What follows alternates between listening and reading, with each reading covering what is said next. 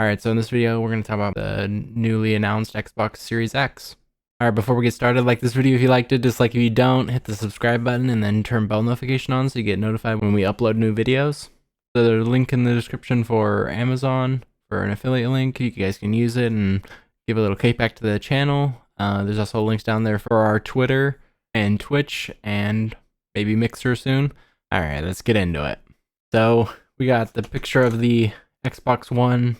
Sorry. We got a picture of the Xbox Series X right here. It looks kind of like a tower, like a PC tower almost. And it's more of a box shape though. It's not really rectangular.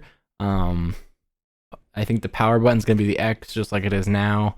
So it'll be able to be sat vertically and horizontally, which I assume that means that the vent at the top is going to be hanging to the left, which means you can't put it next to something unless they're dipping it in for that reason, maybe to try to get airflow in there. I don't know how the bottom's gonna look. I assume it's got the same similar dip with some like feet at the bottom. We still got the disk drive in there, and it's fed just like the Xbox One X is, and I think the S is also that way. So there's also a new controller. It looks a little flatter almost, and maybe a little bit rounder on the where you hold it on the handles. It's got a different D-pad. It's got a share button in the middle, but besides that, it doesn't look like it's too much different. It might be a little slippery at the top. It kind of looks like the triggers and stuff are less prominent than they are in the controller. Let me know down in the comments if you think that. I think it kind of looks different. I actually have an Elite controller, and I feel like the trigger is up more, and it kind of goes above the bumper.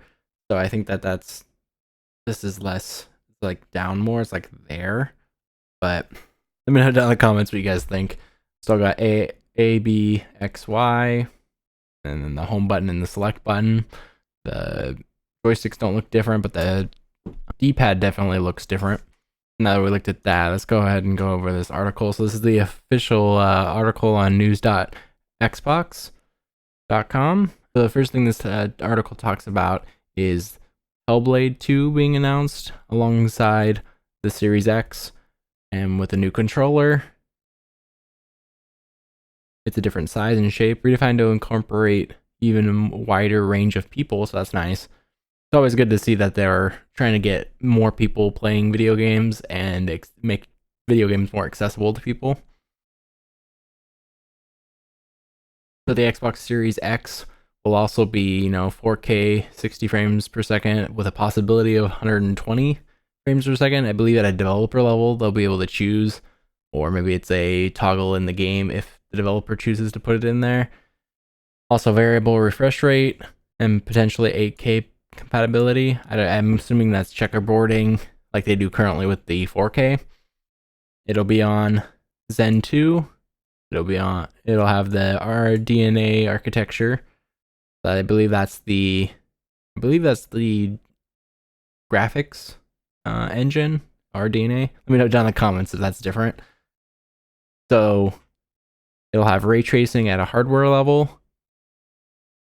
It'll have variable rate shading technology, which will allow developers to get even more out of the GPU. And it'll have an SSD.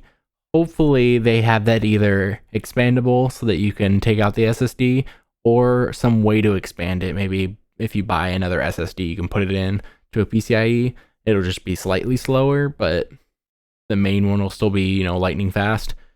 I hope that they come up with something to extend it, because I don't think that they're going to put more than a terabyte or 2 in the Series X, and I don't think that's enough for the 4K and 8K games they're talking about. Even with them, coding them for SSDs, I still don't think that's going to shrink them enough to fit on a 2 terabyte SSD. Let me know down in the comments what you guys think about that, but I think that they're going to need to give some type of expandability option, or make it so that we can add it somehow. And so the Xbox Series X will be more compatible with xCloud, I believe. That's what the auto low latency mode for the HDMI, and then the dynamic latency input. is going to try to reduce the amount of latency that you're getting sending it out to the cloud and also locally.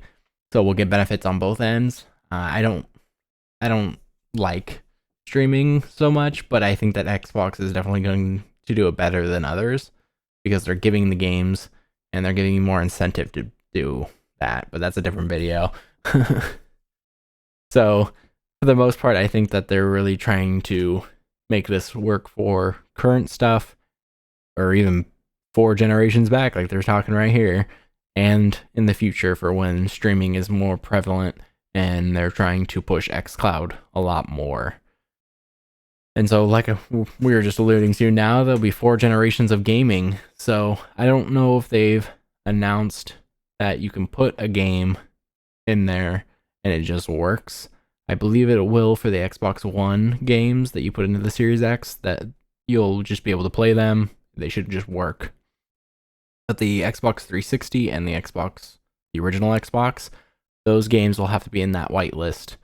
And I don't know if they're going to add to that, and they're just not doing it for the Xbox One, and they're going to try to push for that for the Xbox Series X. I hope that they keep going on that or find a better way to emulate them, or don't have to emulate them if they can do that, to try to make it so that all of the games are compatible, or at least most of them are, so you can just put the disc in. It may even download a patch for it, something, so that it'll run on the system. Let me know down in the comments if you guys want, native Xbox, original Xbox, Xbox 360, all to just work so that you don't have to worry about that. I think it'll be a good idea. I know that they have 15 game studios working on games, and they're supposed to be trying to release every 3 months as of like 2020, or when this comes out. They're going to be trying to push out games as much as possible. Hopefully that doesn't mean that they're bad or not optimized. Hopefully that just means they have enough studios where they can give them the appropriate time between releases so that they can actually do that. I think it'll be fun to see a lot of that, and to hit the subscribe button so you guys can see that when it actually comes around. I will definitely be buying this day one and trying to get it and all the games so that we can play around with them. Halo Infinite, try to get Hellblade so we can play around with that. I'm thinking about taking things apart and experiencing that more. I've really been inspired by Spawnwave Media. Link will be in the description. Go check that channel out. They're amazing. And I think that John does an amazing work over there, and I would love to take games systems apart and other technology like he's been doing and really learn more about how hardware and everything works. I've been a software developer, and I don't want to go too much into that, but I've been more software based, and I want to try to learn more into the hardware, and so that I can make content for you guys and have some fun doing it. All right, so now that we've talked about this article, let's go back here and we can close it out with thank you guys for watching, and I appreciate everybody that's watching these videos. Like this video if you liked it, dislike if you don't, hit the subscribe button and then turn bell notification on so you get notified when we upload new videos, and see you guys in the next one.